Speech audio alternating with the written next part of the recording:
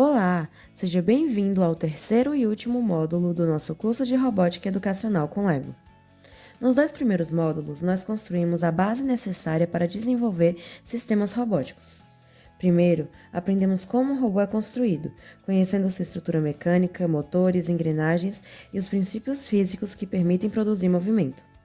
Depois, estudamos como um robô percebe o ambiente utilizando sensores e como ele pode tomar decisões por meio de estruturas condicionais na programação. Agora chegou o momento de integrar todos esses conhecimentos. Então vamos começar? Até aqui, estudamos cada componente separadamente. Mas, na prática, um robô não funciona como um conjunto de peças independentes. Todos os seus componentes trabalham ao mesmo tempo e de forma coordenada para atingir um objetivo. É justamente essa integração que faz um robô ser capaz de executar tarefas cada vez mais complexas. Antes de entendermos como essa integração acontece, precisamos compreender um conceito muito importante, o conceito de sistema. Na engenharia, chamamos de sistema um conjunto de componentes que trabalham juntos para realizar uma determinada função. Um automóvel é um sistema, o corpo humano é um sistema e um computador também é um sistema. Em todos esses exemplos, cada componente possui uma função específica, mas nenhum deles consegue cumprir o seu objetivo funcionando sozinho. Imagine um automóvel sem freios, ou um computador sem memória. Mesmo que todos os outros componentes estejam funcionando perfeitamente, o sistema como um todo deixa de cumprir sua função. Com os robôs acontece exatamente a mesma coisa. Motores, sensores, engrenagens, rodas, hub e programação precisam funcionar de forma integrada. Outro conceito importante é o de sistema embarcado. Um sistema embarcado é um computador desenvolvido para realizar uma função específica dentro de um equipamento. Diferentemente de um computador convencional, que pode executar inúmeras tarefas diferentes, um sistema embarcado normalmente possui um objetivo bem definido. O hub utilizado em nosso kit de Lego Education é um exemplo de sistema embarcado. Ele foi projetado para controlar motores, receber informações dos sensores e executar programas de robótica. Esse tipo de sistema está presente em praticamente tudo que utilizamos atualmente. Máquinas de lavar roupa, micro-ondas, drones, robôs aspiradores, impressoras, elevadores e automóveis modernos possuem diversos sistemas embarcados trabalhando simultaneamente. Agora vamos entender como todas essas partes se comunicam. Sempre que um robô está funcionando, existe um ciclo que acontece continuamente. Primeiro, os sensores coletam informações do ambiente. Depois, essas informações são enviadas ao hub. O programa analisa os dados recebidos e, com base nessas informações, toma uma decisão. Em seguida, envia comandos aos motores. Os motores movimentam o robô. Ao se movimentar, o ambiente muda em relação ao robô. Então, os sensores realizam uma nova leitura. Esse processo se repete continuamente durante todo o funcionamento do sistema. Na engenharia, esse processo recebe o nome de laço de controle ou control loop. Em muitos robôs, esse ciclo acontece dezenas ou até centenas de vezes por segundo. Enquanto o robô está ligado, ele não realiza esse processo apenas uma vez. Pelo contrário, ele repete continuamente uma sequência de ações. Lê os sensores, interpreta as informações, toma uma decisão, movimenta os motores e, logo em seguida, realiza uma nova leitura do ambiente. Essa repetição constante é o que permite ao robô reagir rapidamente às mudanças ao seu redor. Se uma pessoa atravessar seu caminho, se surgir um obstáculo ou se ele começar a sair de uma linha, o robô será capaz de perceber essa alteração e corrigir seu comportamento quase imediatamente. Mas surge uma pergunta importante. Como fazemos o computador repetir a mesma sequência de instruções várias vezes? Na programação, utilizamos estruturas chamadas de laços de repetição, também conhecidas como loops. Um laço de repetição permite que um conjunto de comandos seja executado várias vezes, sem que seja necessário escrever o mesmo código repetidamente. Existem diferentes tipos de laço de repetição, e os dois que utilizaremos com mais frequência durante este curso são os blocos de repetir e enquanto. O bloco de repetir é utilizado quando sabemos exatamente quantas vezes queremos executar uma ação. Por exemplo, podemos programar um robô para piscar uma luz 10 vezes, ou girar um motor durante um ciclo de 5 repetições. Nesse caso, o número de execuções é definido antes mesmo do programa começar. Já o bloco enquanto funciona de uma maneira diferente. Em vez de repetir uma ação um número fixo de vezes, ele continua executando os comandos enquanto uma determinada condição for verdadeira.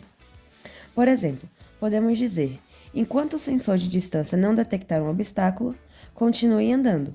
Ou ainda, enquanto o sensor de cor estiver sobre a linha, continue seguindo o percurso. Perceba que esse tipo de estrutura está muito mais próximo do funcionamento dos robôs reais.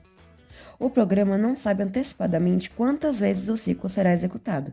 Ele simplesmente continua repetindo as instruções até que alguma condição seja alterada. É justamente por isso que, na maioria dos sistemas robóticos, o programa principal fica dentro de um laço de repetição, executado continuamente. Enquanto o robô estiver ligado, ele continuará observando o ambiente, processando informações e tomando decisões. Note que os laços de repetição e as estruturas condicionais trabalham em conjunto. O laço garante que o robô continue funcionando continuamente, enquanto as condições determinam qual ação deverá ser executada em cada situação. Agora que entendemos como um robô pode executar suas ações continuamente, podemos compreender uma diferença muito importante entre um robô que apenas executa comandos e um robô que realmente responde ao ambiente. Para entender essa diferença, vamos conhecer dois conceitos: malha aberta e malha fechada. Um sistema em malha aberta executa uma ação sem verificar se o resultado foi alcançado.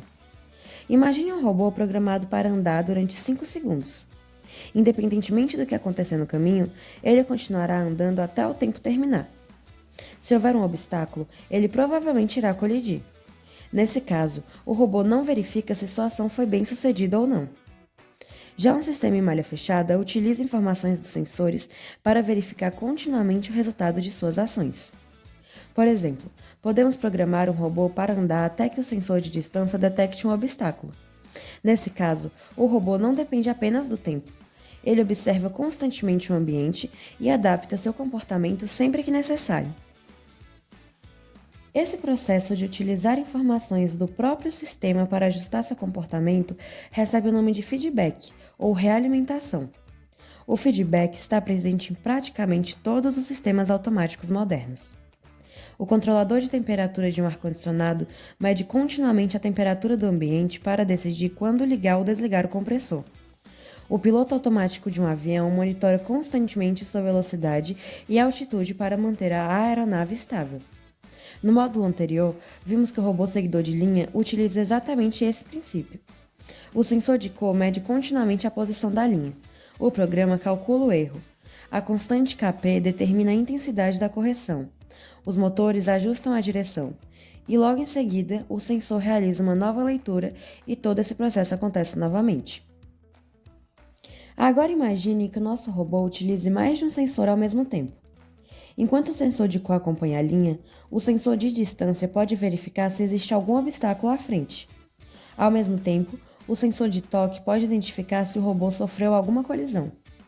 O hub recebe todas essas informações praticamente ao mesmo tempo. Mas surge uma pergunta muito importante: se dois sensores indicarem ações diferentes, qual delas o robô deve executar? É nesse momento que entra um conceito chamado priorização de decisões. Imagine que o robô está seguindo uma linha preta normalmente. De repente, o sensor de distância detecta um obstáculo. O que é mais importante?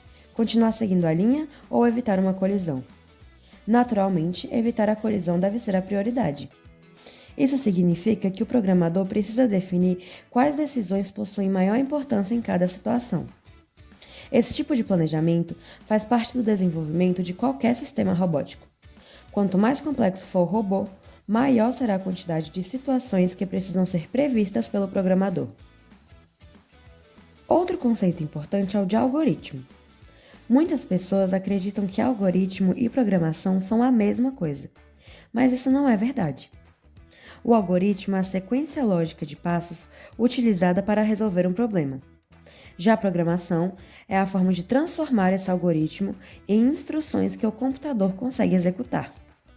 Por exemplo, antes de programar um robô para seguir uma linha, podemos descrever o algoritmo da seguinte maneira: ler o sensor de cor, comparar a leitura com o valor de referência, calcular o erro, aplicar a correção utilizando o Kp, ajustar a velocidade dos motores, repetir esse processo continuamente. Somente depois dessa sequência lógica estar definida é que construímos o programa em blocos. Uma prática muito importante na programação é a modularização.